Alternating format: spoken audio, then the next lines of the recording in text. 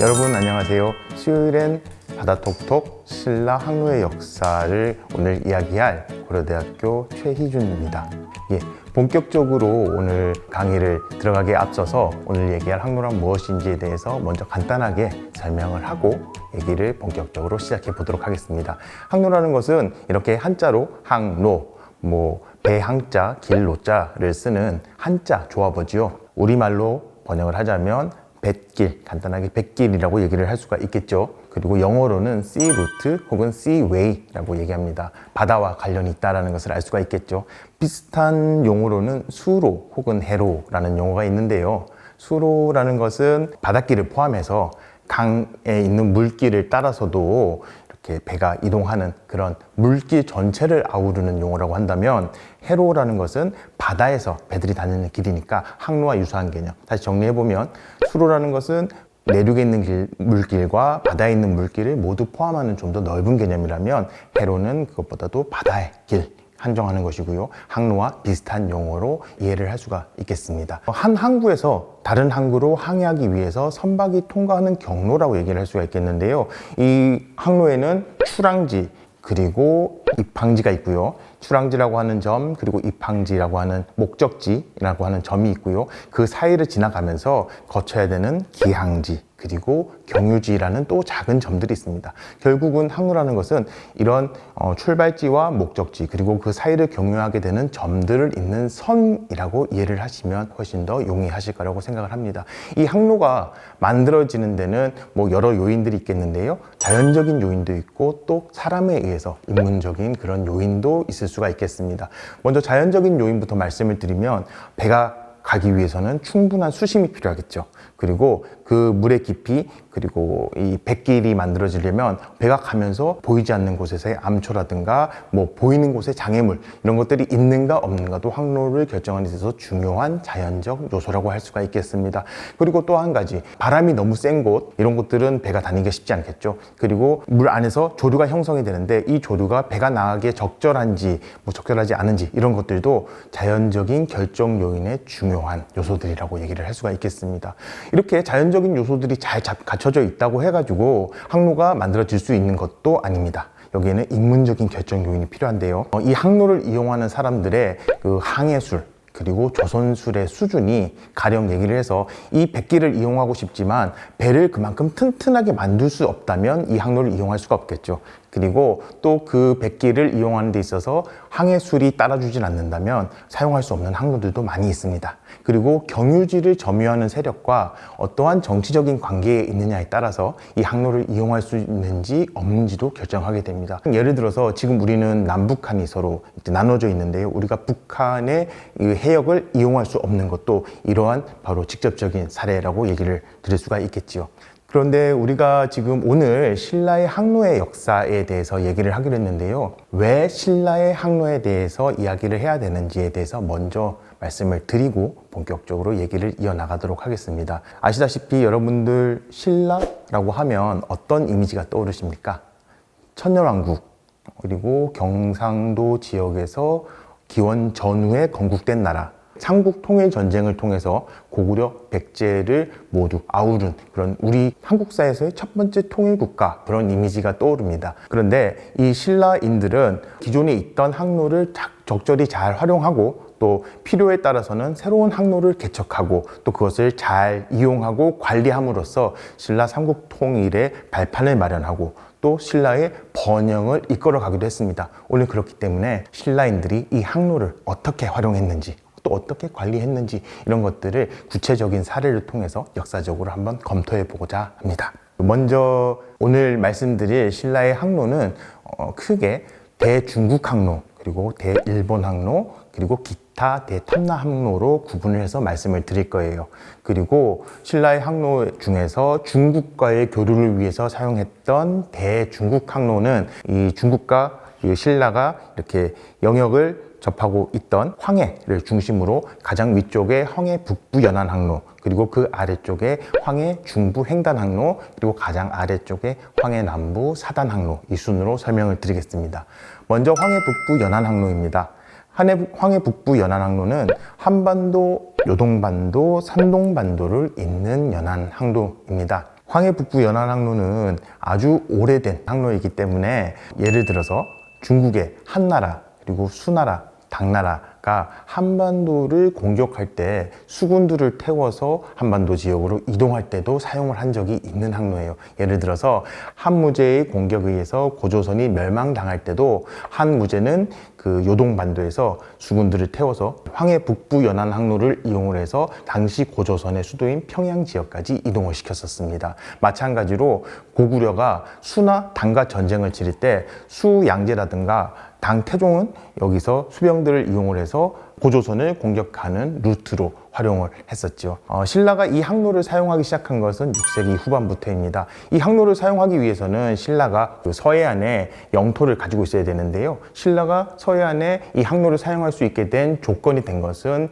553년 진흥왕대 이후부터입니다. 신라는 고구려와 백제와의 항쟁 속에서 한강 하류 지역을 6세기 중반에 차지를 하게 되고 6세기 후반에 이 지역, 특히나 오늘날의 경기도 화성, 남양만 일대의 당항성, 그리고 당항성이 지키고자 했던 당항진이라고 하는 포구를 만들고 이것을 중국과의 교류의 거점, 관문으로서 설치를 하고 이곳을 대중국 교류에 적극적으로 이용하기 시작합니다. 그런데 이 황해 북부 연안 항로라는 것은 아까 말씀드린 것처럼 연안을 따라서 이동을 해야 되기 때문에 국제 정세의 역광대의 영향을 많이 받는 항로입니다. 신라는 이 당항성과 당항진을 설치해서 이 항로를 이용해 본격적으로 중국 왕조들과 교류를 해 나갔는데요. 많은 사신들이 오고 갔습니다. 그런데 이런 신라와 중국 왕조와의 교류에 대해서 탐탁치 않게 여겼던 세력이 바로 신라 위에 북쪽 그리고 한반도 북부 지역이랑 요동을 차지하고 있던 고구려였습니다. 심지어는 신라는 중국 왕조들에게 여러분들 들어보신 것처럼 걸사표라고 해서 고구려가 자꾸 우리를 침공하니 군사를 내서 고구려를 좀 혼내주십시오 라고 하는 외교 문서를 보내기도 하는데요. 이런 신라의 그런 외교 전략에 대해서 고구려가 마땅치 않게 생각을 하고 사신의 이동을 차단하려고 하는 노력이 이행하게 됩니다. 결국은 신라에서 중국 왕조로 보내는 사신들이 이 북부 연안 항로를 이용하려고 할 때 고구려에 의해서 저지되는 사태까지 벌어지게 되지요. 그래서 이러한 어려움 속에서 신라인들은 새로운 항로를 개척하게 되는데 그 개척한 항로에 대해서는 다음에 이어서 또 설명을 드리도록 하겠습니다. 이 지도를 보시면 그 5세기 후반의 삼국의 형세를 나타내고 있어요. 이 5세기는 고구려의 최전성기라고 말씀을 드릴 수가 있겠습니다. 여러분들 광개토왕이라고 하면 그 이름에서부터 알 수 있듯이 땅을 크게 넓힌 군주이지요. 지도에서 보시는 것처럼 고구려의 영역을 크게 확장하는데 엄청난 영향력을 행사했던 그런 인물입니다. 그리고 그 뒤를 이어서 즉위한 장수왕의 경우에는 아버지가 크게 확장해 놓은 영역을 잘 관리하는 군주였어요. 그리고 장수왕 하면 우리가 알 수 있듯이 남진 정책이라는 것을 적극적으로 펼쳐서 한반도 남쪽으로 군사를 돌려서 공략을 하기 시작을 합니다. 원래 우리 지금 대한민국의 수도인 서울은 백제가 처음 기원 전후에서 도읍을 정하고 여기서 크게 세력을 확장했던 곳입니다. 우리 보통 백제가 서울 경기 지역의 수도를 갖고 있을 때를 한성백제라고 하잖아요. 그런데 475년이 되면 고구려 장수왕의 남침으로 인해서 백제가 수도 한성을 빼앗기게 됩니다. 그리고 지금 여러분들 잘 아시는 충청남도 공주 지역으로 수도를 옮기게 되죠. 그때부터 웅진기 백제라고 우리는 얘기를 합니다. 지금 보시는 이 지도에서는 그 5세기 후반에 고구려가 남쪽을 경략을 해서 백제의 한성 지역 그리고 심지어는 지금의 충청남도 일대까지 내려온 모습들을 확인을 할 수가 있어요. 그리고 동쪽을 살펴보시게 되면 신라의 경우에도 경상북도와 충청도, 강원도를 구분짓는 소백산맥을 고구려가 이미 넘어서 영역화를 하고 있는 모습을 알 수 있습니다. 이때 삼국사기 기록을 보면 고구려와 신라가 흥해, 그러니까 지금의 경상북도, 포항 북부 지역에서 전투를 벌이는 양상까지 확인이 되고 있어요. 그만큼 5세기 후반에는 고구려의 영역이 남쪽으로 이만큼 많이 내려와 있었다. 그런데 이게 6세기에 들어서게 되면 상황이 크게 전환됩니다. 6세기 신라가 크게 국가적인 성장을 하게 되면서 특히나 6세기 중반에 고구려의 정복군주로 광개토왕이 있다면 신라의 정복군주는 진흥왕이 있습니다. 6세기 중반에 진흥왕이 크게 국가 영역을 넓혀서 남쪽으로는 가야 지역을 모두 병합을 하고 북쪽으로는 동해안을 따라서 높이 북쪽으로 영역을 크게 확대를 하게 됩니다. 그리고 가장 중요한 것이 신라와 백제가 연합을 해가지고 고구려가 차지하고 있던 한강 유역, 한반도 중부 지역을 서로 같이 뺏어오게 되는 것입니다. 그리고 신라가 백제와 고구려가 서로 전투를 벌여서 힘이 빠진 틈을 타서는 백제가 어렵게 뺏었던 한강 하류 지역을 신라가 다시금 빼앗아 가게 되죠. 553년부터 신라가 한강 하류 지역 그리고 황해, 지금의 서해 지역까지 진출할 수 있는 교두보를 확보하게 됩니다. 이후에 아까 말씀드린 것처럼 당항성이라고 하는 교두보 거점을 이제 지금의 화성 지역에다가 마련을 하고 중국과 본격적으로 그리고 직접적으로 교류하는 관문으로 삼게 됩니다. 지금 현재 경기도 화성시에 가시면 경기도 화성의 당성 유적을 확인하실 수가 있어요. 이 중에 성벽으로 구성된 이 화성 당성 유적은 당항성 혹은 당성으로 비정되는 곳인데요. 1차 성벽, 2차 성벽, 시기를 달리하는 두 개의 성벽으로 마련되어 있습니다. 우리 흔히 얘기하는 신라의 당항성에 해당하는 성벽이라고 이해를 하고 있어요. 석축으로 견고하게 쌓았고 최근에 발굴 조사를 계속 진행을 하고 있는데요. 1차 성벽이 노출되고 있는 모습입니다. 어느 지점이냐고 하면요. 지금 도면에서 1차 성벽에서 7세기라고 표시한 그 지점쯤에 성벽을 노출시켜 놓은 모습이에요. 그리고 그 옆에 여기서 이제 수습된 출토 기와들을 쌓아놨는데요. 이 기와들이 엄청나게 많은 양의 기와가 출토가 돼서 이렇게 중요한 기와들은 이제 연구하시는 분들이 가지고 갔고 이거 정도는 크게 뭐 이렇게 둬도 되겠다 싶은 기와들은 이렇게 발굴 현장에 옆에다 쌓아두신 것이죠. 이만큼 많은 기와가 나왔다는 것은 신라가 이 당항성이라는 곳이 신라 영역에서 당시 서북쪽 끝에 변두리에 위치해 있는 성임에도 불구하고 신라에서 큰 관심을 가지고 관리를 하고 있었던 성이다라는 사실을 직접적으로 보여주는 그런 중요한 유적이라고 할 수가 있겠습니다. 다음은 황해중부 횡단항로입니다. 이 황해중부 횡단항로라는 것은 옹진반도에서 산동반도를 횡단하는 항로예요. 그래서 지금의 북한의 옹진반도, 특히나 그 장산고시라고 하는 가장 끄트머리에서 중국의 산동반도, 그 가장 끝에 성산두라는 지역을 갖다가 직선으로 연결한 횡단항로입니다. 이 항로의 특징은 7세기 신라가 새롭게 개척한 항로라고 하는 점입니다. 그래서 이 항로를 두고 고대 일본에서는 신라도라고 명명하기도 했습니다. 북부연안 항로 대비에 운항거리가 짧다는 장점이 있습니다. 이 북부연안 항로의 경우에는 이곳을 둘레를 쭉 이어보면 800km 정도 되는데요. 황해 중부 횡단 항로의 경우에는 옹진반도에서 산동반도의 끝과 끝을 이어보면 190km 정도, 그래서 산술적으로 약 4분의 1 정도로 거리가 짧고요.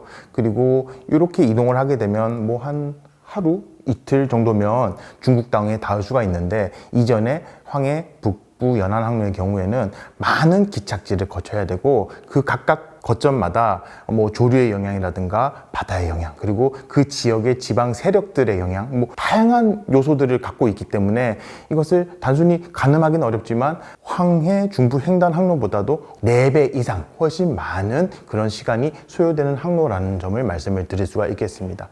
그리고 더 중요한 것은 신라가 이 황해 중부 횡단 항로를 새롭게 신라인들이 개척하게 된 가장 중요한 이유는 바로 고구려 때문입니다. 아까 6세기 중엽에 신라가 이 한강 하류 지역 서해안 일대까지 이제 영역을 확장하고 당항성, 당항진을 설치해서 이전에 그 황해 항로를 이용할 수 있게 되었다라고 했는데 그 이전에 사용했던 항로가 바로 전통적으로 사용했던 선사시대부터 이용을 했던 황해 북부 횡단 항로입니다. 그런데 이 신라와 중국 왕조가 직접적으로 교류하고 그것이 국가의 안보에 위험이 된다라고 느낀 고구려가 신라의 이 항로 이용을 차단하기 시작합니다. 그래서 신라가 중국에 사신을 보내는 외교 문서들을 보게 되면 고구려가 조공길을 막아서 우리가 갈 수가 없다라고 하는 그런 발언들을 여러 차례 하게 됩니다. 결국은 이런 한계점, 아니면 이 항로를 이용할 수 없다는 애로점을 극복하기 위해서 신라인들이 새롭게 개척한 개발한 항로가 바로 황해중부 횡단 항로라고 말씀을 드릴 수가 있겠습니다. 그래서 이 황해중부 횡단 항로가 만들어지고 나면 이후에 신라인들은 더 이상 황해북부 연안 항로를 사용을 하지 않습니다. 그러니까 황해중부 횡단 항로가 개설된 7세기부터 이 신라가 멸망하는 10세기까지 당과의 공적 교류에 신라가 적극적으로 활용했던 항로가 바로 이 황해중부 횡단 항로라고 말씀을 드릴 수가 있겠습니다. 이 횡단 항로를 이용을 해서 많은 사신들이 오고 갔고요. 또 사신들을 따라서 불교를 학습하기 위한 구법승들, 그리고 당에 넘어가서 당으로부터 새로운 학문들, 유학 등을 배워오고자 하는 그런 유학생들, 그리고 군사적인 활동도 이런 황해중부 횡단 항로를 통해서 이루어집니다. 예를 들어서 삼국통일전쟁기에 나당연합군을 형성하고 당의 군사가 백제를 공격을 하러 올 때 건너오던 항로도 바로 이 황해중부 횡단 항로를 활용해서 백제 정벌군이 출항하게 되는 것이지요. 이 항로의 종착지 혹은 입항지라고 할 수 있는 등주 지역에는 신라관이라고 하는 신라 사신을 맞이하고 영접하는 객관, 지금으로 얘기하자면 국가사절을 맞이하고 모시는 그런 영빈관과 같은 숙소가 위치해 있었어요. 입당구법순례 행기라고 일본의 승려 앤닌이 중국 당을 9세기 무렵에 여행을 하고 작성한 여행기 자료가 남아 있는데요. 그 앤닌의 기록에 보면 앤닌이 등주에 갔을 때 등주성의 남쪽 거리 동쪽에 신라관과 발해관이 있었다라는 사실을 확인시켜 줍니다. 특히 발해인들의 경우에는 연안 항로를 통해서 등주 지역으로 쉽게 들락들었을 것이고요. 신라인들은 횡단 항로를 이용해서 등주 지역으로 들락들었습니다. 그 사실을 확인시켜 줄 수 있는 것이 바로 입당 구법 순례 행기에 드러나는 앤닌의 기록, 등주의 신라관이라고 할 수가 있겠습니다. 그리고 이 비슷한 객관이 경기도 화성의 당성 유적에서도 출토가 되고 있습니다. 이 기와는 경기도 화성 당성 유적에서 출토된 바 있는 기와들입니다. 이렇게 문자 자료가 확인되는 것을 명문기와, 명문와라고 하는데요. 지금 제가 이렇게 제시한 기와는 2차, 3차 발굴에서 출토된 것이고요. 이후에 연속적인 발굴을 통해서 더 많은 양의 명문화가 출토가 되었습니다. 이 명문에서 우리가 주목할 것은 관자, 객관이라고 하는 관자가 찍혀 있다는 사실입니다. 이 객관이라는 글자가 찍힌 기와가 당성 유적에서 출토된다는 것은 이 당성 유적이 이런 횡단 항로의 출항지이자 종착점, 입항지의 역할을 담당하던 유적이라는 사실을 입증해주는 직접적인 자료라고 말씀을 드릴 수가 있겠습니다. 이 항로를 통해서 신라와 당은 많은 사신들을 교환을 했고요. 이 사신들의 교환을 통해서 구법승, 불법을 구하는, 그리고 유학을 공부하게 되는 유학생들이 사신과 함께 이 항로를 이용을 해서 중국 당으로 건너갔습니다. 그 대표적인 인물이 우리 잘 아는 최치원이지요. 최치원 선생은 조기 유학생입니다. 13살의 나이로 중국의 당에 유학을 하게 됐고, 중국에서 관직을 마치고 신라로 귀국을 해서 또 활약을 하다가 또 사신으로 다시 중국에 입당한 바 있는 그런 인물입니다. 그리고 또 여러분들 잘 아시는 그 의상대사의 경우에도 친구인 원효대사와 함께 구법 활동을 위해서 당으로 건너가려고 했는데 2번의 시도가 있었어요. 첫 번째는 육로로 고구려를 거쳐서 당으로 지나가려고 했는데 고구려군의 방해로 결국에는 실패하고 돌아오죠. 그리고 이제는 백길로 그러면 가보자 라고 해서 출발을 결심했던 곳이 바로 지금의 화성 지역 당항성이 위치한 곳이고요. 여기서 이들이 건너가고자 마음을 먹었던 그 항로가 바로 황해 중부 횡단 항로가 되겠습니다. 다음은 황해 남부 사단 항로입니다. 이 황해 남부 사단 항로의 경우에는 한반도 서남단에서 중국 장강 그리고 절강 하구 지역까지 비스듬히 연결하는 항로가 되겠습니다. 사실 이 사단 항로라는 것은 당시의 항해술이나 조선술로 봤을 때는 최첨단의 그런 항해술이라고 말씀을 드릴 수가 있겠습니다. 황해 남부 사단 항로가 등장하게 된 그런 배경에 대해서 간단하게 말씀을 드리면요. 중국이 8세기 중엽에 들어서게 되면 안사의 난 혹은 안록산의 난이라고 하는 큰 난리가 일어납니다. 그리고 그 이후에 중국은 중앙정부의 통제력이 약해지고 각 지방에서 군진 세력이라고 하는 자들이 자신의 지역을 확보를 하고 정부의 통제를 느슨하게 받고 있는 그런 형태로 국가가 운영이 되게 되는데요.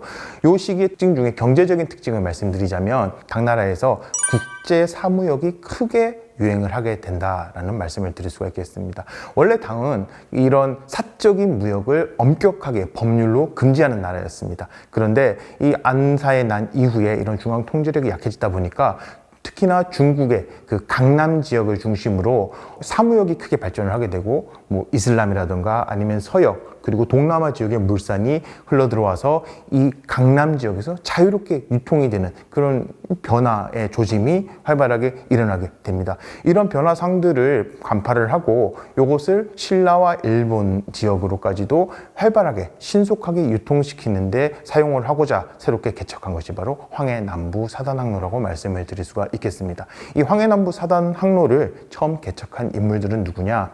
이 9세기 당시에 중국 당나라의 동부 해안 지역의 중요한 거점에 커뮤니티를 형성하고 살아가고 있던 제당 신라인들, 그 중에서도 상업에 종사하던 신라인들이 사무역으로 인한 재화의 유통, 그리고 이것을 통해서 많은 이익을 얻을 수 있겠구나라는 것을 감지를 하고 이것을 새로운 항로를 개척해서 신라와 일본 그리고 중국을 잇는 상강 무역 루트를 만들게 됐는데요. 그 대표적인 인물이 우리가 잘 알고 있는 장보고라고 하는 인물이라고 말씀을 드릴 수가 있겠지요. 그 장보고는 중국 당시 당나라에서 형성되어 있었던 제당 신라인사의 커뮤니티의 일종의 구심점 같은 그런 역할을 했던 인물이에요. 장보고 역시 삼국사기 기록에 보면 신라의 해도인이라고 나옵니다. 아마도 그 출신 성분이 좀 미천했다라고 이해를 할 수가 있겠죠. 그래서 어려서 당나라로 건너가서 중국에서 자신의 실력을 가지고 무장으로까지 이제 활동을 하다가 이후에 신라로 귀국을 해서 신라 왕으로부터 군사를 받아서 오늘날의 완도 지역의 청해진이라고 하는 군사 기지를 형성을 하고 황해에서 활동을 하고 있던 그런 해적들을 소탕하는데 역할을 합니다. 예, 지금까지 대중국 항로에 대해서 살펴봤고요. 지금부터는 방향을 좀 바꿔서 대일본 항로에 대해서 같이 한번 이야기를 나눠보도록 하겠습니다. 신라에서 일본으로 건너가는 대일본 항로라고 한다면 한반도 남단, 종남부 지역에서 대마도를 거쳐서 이끼섬 그리고 큐슈 북부에 도착해서 큐슈 북부에서부터는 다시 일본의 세토네를 거쳐서 지금의 긴기 지방이라고 하는 간사이 지방으로 이르는 그런 연륙 항로를 일본 항로라고 말씀을 드릴 수가 있겠습니다. 이 항로는 신라인이 새롭게 개척했다기보다는요, 선사시대부터 서로 한반도와 일본 열도가 교류를 하면서 이용해오던 가장 오래된 또 하나의 항로 중에 하나라고 말씀을 드릴 수가 있겠습니다. 그래서 신라가 건국한 이후에 일본과 교류를 하면서 그 기원 전후한 시점부터 신라가 멸망하는 10세기 초까지 일본과 교류를 할 때 사용했던 항로다라고 정리를 할 수가 있겠지요. 그리고 이 항로가 이제 신라하고 일본이 정치적으로 8세기 중엽 이후가 되면 갈등 관계에 접어들게 됩니다. 그래서 관계가 나빠져서 서로 사신들이 갔다가 방환되는 사례들이 자꾸 등장을 하게 되는데요. 이렇게 관계가 악화되니까 이 항로를 이제 관리하고 있던 신라가 방지를 이전에 왕경, 그 경주 가까운 울산 지역으로 뒀다가 한 8세기 즈음 이후부터 이 위치를 저기 멀리 경상남도 진주 지역으로 옮겨버립니다. 그러면서 이 담당을 율포현, 지금의 울산 지역에서 강주, 진주 지역으로 이관을 했다. 아마도 일본의 군사적인 침략이라든가 아니면 정보 유출 이런 것들을 방지하기 위해서 신라가 의도적으로 항로에 관장하는 지역을 먼 곳으로 옮겼다라는 것을 이해를 해볼 수가 있겠습니다. 그리고 신라에서 일본으로 대마도를 거쳐서 이끼섬 그리고 큐슈 북부에 도착을 하게 되면 고대 일본에서 육지로부터 건너오는 외국의 사신들을 관리하는 객관이 후쿠오카 지역에도 마련이 되어 있었습니다. 후쿠오카에 가면 홍려관이라고 하는 유적이 확인되는데요. 이 홍려관 유적은 7세기 후반부터 시기를 달리해서 유구들이 중첩이 되어 있는데요. 특히나 신라 사신들과 관계가 있는 유적이라고 한다면 1기 그리고 2기 축자관 유적을 말씀을 드릴 수가 있겠습니다. 이 축자관은 한반도나 중국 대륙으로부터 건너온 사신들이 이제 큐슈 북부에 도착을 하게 되면 이들을 여기에 안치시켜 놓고 이제 이후의 영접을 어떻게 할 것인가를 준비하는 그런 영빈관의 형태로 남아 있고, 현재 객관 유적을 일본에서 발굴을 해서 직접 여러분들이 일본 후쿠오카에 가게 되면 그 유적을 확인할 수 있는 그런 유적이라고 할 수가 있겠습니다. 마지막으로 탐라 항로입니다. 이 탐라 항로는 한반도 남서부를 출발을 해서 추자도를 거쳐서 제주도 북부를 잇는 영육 항로라고 하겠습니다. 아까 일본 항로와 마찬가지로 이것은 육지를 잇는 연육 항로입니다. 이 지도에서 보시면은요, 이렇게 이어져 있는데, 이 선이 하나로 항로가 쭉 뻗어서 일자로 가지 않고 약간 굴곡이 있죠. 이게 굴곡이 있는 이유가 추자도를 경유하기 때문입니다. 이 아까 신라에서 황해 횡단항로나 사단항로처럼 보이지 않는 곳을 이렇게 항해술로 지나가는 것이 아니라 요 탐라 항로라든가 아니면 일본 항로는 황해 북부 연안항로와 마찬가지로 눈으로 땅을 봐가면서 아니면 바다에 보이는 표지들, 그 섬들을 봐가면서 가는 항로이기 때문에 요 탐라 항로도 강진 지역에서 출발을 해서 추자도를 지나서 제주도 북부 지역으로 도착하는 항로, 고려 때도 사용이 됐고 조선시대까지도 쭉 이렇게 제주도를 잇는 항로로 이용이 되었습니다. 이 항로가 바로 탐라국에서 바다를 건너 육지로 닿는 가장 빠르고 안전한 항로라고 말씀을 드릴 수가 있겠어요. 탐라국 왜 제주도라고 하지 않고 탐라국이라고 하냐면, 여러분 아시다시피 이 제주도가 이 한반도 역사에 편입되기 시작한 것은 고려 때, 1105년에 고려가 이 탐라국을 탐라군으로 편제하면서부터입니다. 그러니까 신라가 존속해 있던 시기에는 이 제주도 지역은 탐라국이라고 하는 독립된 국가가 위치해 있었고, 신라가 탐라국과 교류하기 위해서 이용했던 항로가 바로 이 탐라 항로라고 말씀을 드릴 수가 있겠죠.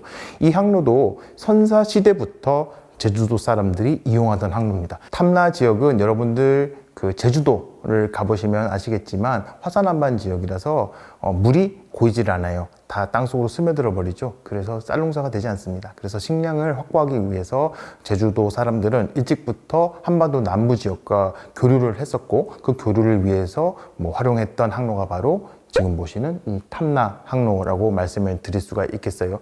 그리고 이 탐라국이 존속되던 기간, 그러니 아까 말씀드린 것처럼 고려에 편입되기 이전 1105년 이전까지 백제, 신라, 고려 등 한반도의 국가들과 교류해서 이 탐라 항로는 적극적으로 활용이 되었었고, 신라도 역시 한반도 남부 지역 가령 6, 7세기 중엽 이후에 백제를 병합을 하고, 그리고 나당 전쟁으로 백제 땅을 차지하고 있던 당 군들을 몰아낸 다음에 이 지역을 차지한 이후부터는 이 신라가 이 탐라 항로의 출발지인 이 남서부 지역을 관리하기 시작했습니다. 이 명칭도 탐진현이라고 해서 탐나로 건너가는 나루라고 지방 행정명을 그렇게 붙여서 관리를 했던 것이죠.